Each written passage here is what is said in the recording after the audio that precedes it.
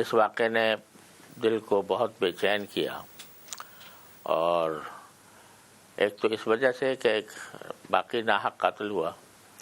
دوسرا یہ کہ بے دردی سے ہوا، اور تیسرا یہ کہ اس نے اسلام اور مسلمانوں اور ہمارے ملک کی پوری ملت کی ایک بہت ہی بھونڈی تصویر پیش کی۔ تو اس وجہ سے اس کا غم، اس کا کرب بہت زیادہ، اور ساتھ ہی یہ بھی کہ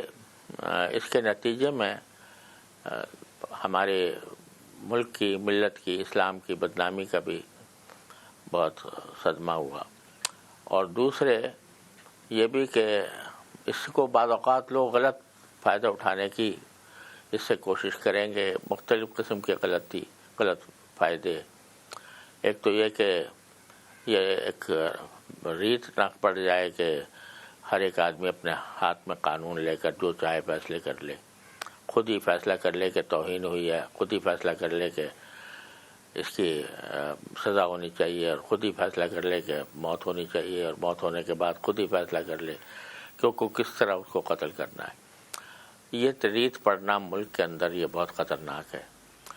اور دوسرا یہ کہ لوگ پھر جو لوگ کے مغرب کے پروپیگنڈے سے متاثر ہو کر توہین رسالت کے قانون کے بارے میں خواہ کا انہوں نے ایک شور مچایا ہوا ہے، تو وہ اس سے غلط فائدہ اٹھائیں گے۔